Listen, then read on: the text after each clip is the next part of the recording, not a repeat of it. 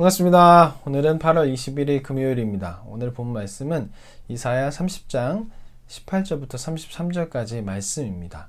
어제에 이어서 계속적으로 하나님 말씀이 이어지는데, 어제는 심판의 말씀이 주된 메시지였다면 오늘의 말씀은 회복에 대한 말씀이 나오게 됩니다.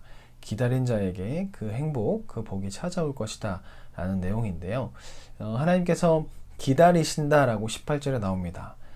이것을 통해서 우리는 이 본문을 읽을 때 돌아온 탕자 이야기를 좀 생각할 수 있을 겁니다. 누가복음 15장에 보면 두 아들 이야기가 나오는데, 이 본문을 해석할 때 집 나간 아들의 두 번째 아들의 관점으로 해석하기도 하고, 첫 번째 아들을 놓고 해석하기도 하고, 그래서 바리새인에 대한 이야기다 라고 하기도 하고, 그리고 세 번째 아버지의 마음을 이야기하기도 합니다. 이 본문을 통해서 우리는 아버지의 마음을 좀 볼 수 있습니다. 그 아버지, 누가복음 15장에 나오는 그 아버지는 두 번째 집 나간 아들을 받아주는 그런 은혜와 긍휼을 베풀었습니다. 그리고 첫 번째 아들이 두 번째 아들에 대한 잔치를 벌일 때 첫 번째 아들이 이번엔 집에 들어가지 않겠다고 이야기합니다. 그것에 대해서도 아버지가 긍휼을 베풉니다.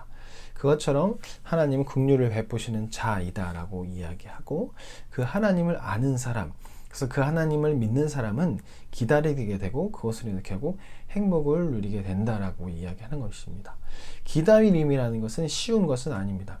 특히 보이지 않는 하나님을 기다린다는 것 참으로 어려운 것입니다. 그 기다림이 있기 위해서는 믿음이라는 것이 필요합니다. 믿음이 없다면 그 기다림이 있을 수가 없습니다. 믿음이 있기에 기다릴 수 있습니다.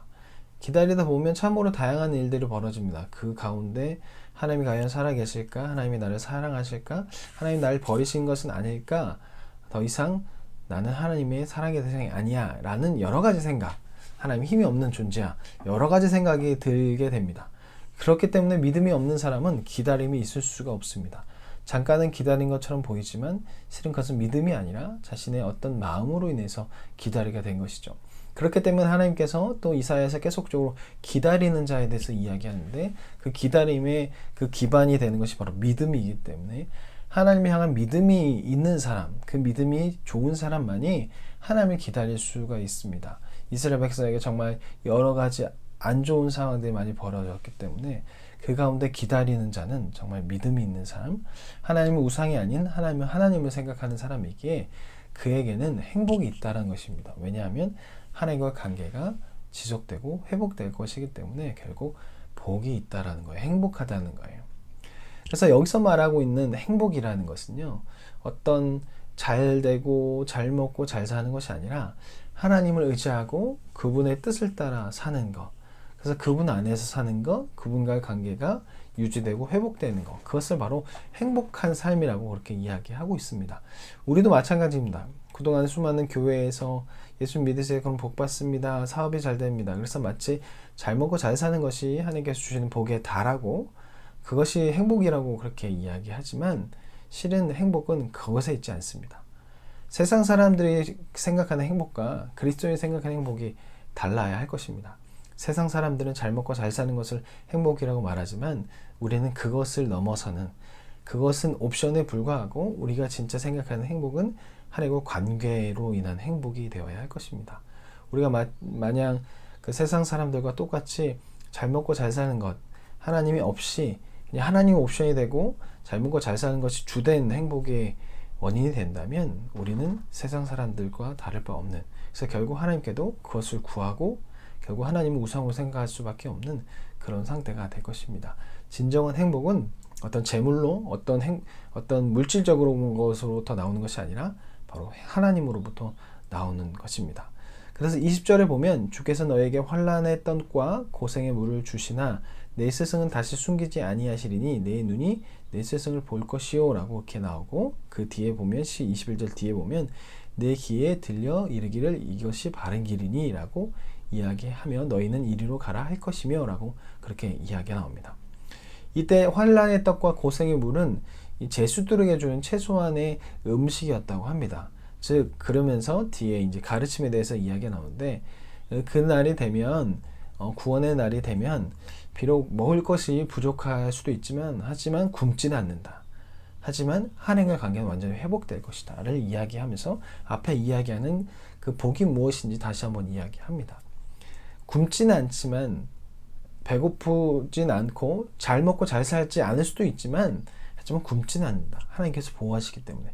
하지만 그것을 넘어서는 하나님과의 관계가 계속 유지될 것이다. 그것이 이제 행복이라는 것을 이야기하는 것이죠. 왜냐하면 지금 이스라엘 백성들은 굶주리기도 하지만 하나님 관계가 끊어져 있기 때문에 정말 어려운 삶을 살고 있습니다. 그런 그들에게, 하나님을 기다리는 자들에게 하나님과 관계의 회복 정말 너무나 행복한 일일 것입니다. 그리고 결국 27절부터 아수르의 심판에 대한 이야기가 나오는데요.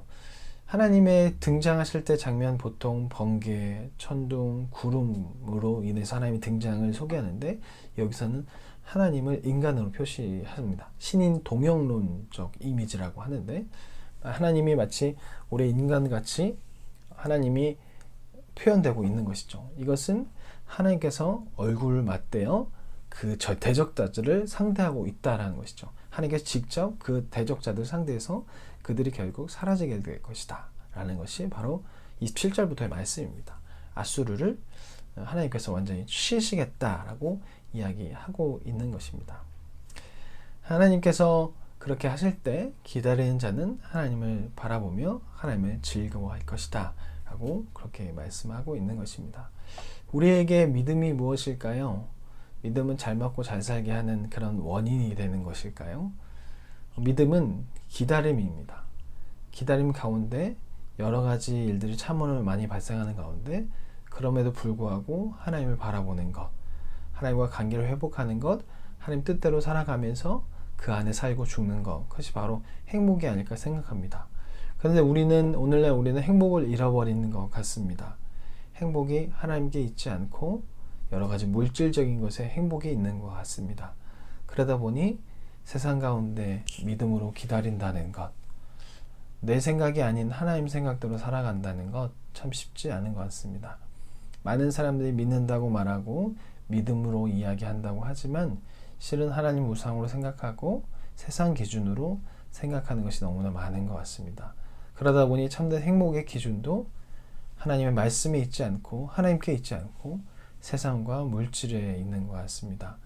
우리의 믿음 어디에 있는지, 우리의 신앙 어디에 근거하고 있는지 돌아보시고 본문에서 나오는 기다리는 자에게 행복이 있는 것처럼 우리의 행복도 바로 예수님을 기다리는 것, 하나님의 말씀을 또 하나님의 뜻대로 사는 것에 있었으면 좋겠습니다.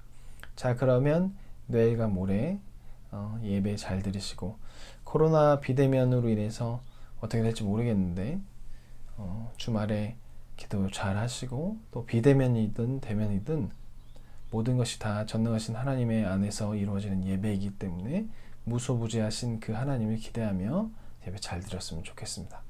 그러면 다음 주 뵙겠습니다. 안녕히 계세요.